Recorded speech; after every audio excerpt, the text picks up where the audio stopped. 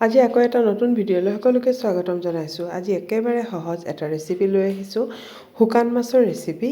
শুকান মাছটো প্ৰথমতে মই এই ধৰণে মাছখিনি ধুই ভালকৈ আৰু তেলত দি লৈছোঁ।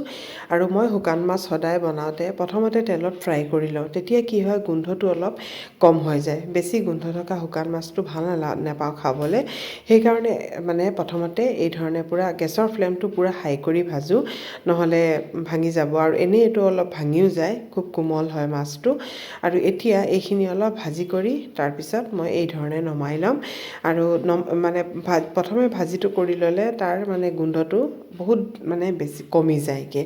আৰু এতিয়া ইয়াত লৈছোঁ মই পিঁয়াজ। আজি মই একেবাৰে অকল পিঁয়াজেৰেহে বনাম। আৰু মই ইয়াত ভালেখিনি পিঁয়াজ দিছোঁ, বহুতখিনি পিঁয়াজ দিছোঁ। আৰু দি পেলাই এতিয়া এইখিনি মই এই ধৰণে ভাঙি ভাঙি লৰাই থাকিম। গোটেইখিনি পিঁয়াজখিনি মিহিকেই কাটিছোঁ। আৰু এতিয়া এইখিনি এই ধৰণে লৰাই থাকিম। আৰু ইয়াত মই নিমখ দি দিম। নিমখটো মই অলপ কম ব্যৱহাৰ কৰিছোঁ, কাৰণ এই শুকান মাছটোত বহুত বেছি নিমখ থাকে।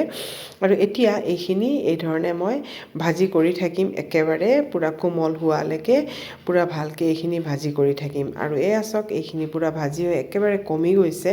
আৰু চাওকচোন একেবাৰে কোমলো হৈ গৈছে, কালাৰটো কিন্তু খুব ধুনীয়া আহিছে। আৰু নহৰু মই শুকান মাছত নহৰু মই খুব বেছিকৈ দিওঁ। আৰু কেঁচা জলকীয়া দিছোঁ, হালধি দিছোঁ, অলপ জলকীয়াৰ পেষ্ট দিছোঁ। আৰু এতিয়া এইখিনি খুব ভালকৈ মই লৰাই লৈছোঁ। এই ধৰণে খুব ভালকৈ গোটেইখিনি দি পেলাই আকৌ ভালকৈ লৰাই ল'ম। ইয়াত কোনো মই মছলা ইয়াত ব্যৱহাৰ নকৰোঁ, এই ধৰণে মই বনাম। আৰু খাবলৈ কিন্তু খুবেই ভাল লাগে। আৰু এতিয়া মই এইখিনি অলপ পানী দিছোঁ। আৰু পানী দি পেলাই সেইখিনি অলপ উতলিব যেতিয়া, সেই সময়তে মই শুকান মাছখিনি দি দিম। আৰু শুকান মাছখিনিও কুক হ'ব, আৰু লগত পিঁয়াজখিনিও একেবাৰে হৈ যাব, কোমল হৈ যাবগৈ। আৰু এই ধৰণে এবাৰ বনাই চাবচোন, একেবাৰে সহজ। যেতিয়া উতল আহি গ'ল, সেই সময়তে মই ভাজি থোৱা শুকান মাছখিনিও ইয়াত দি দিছোঁ।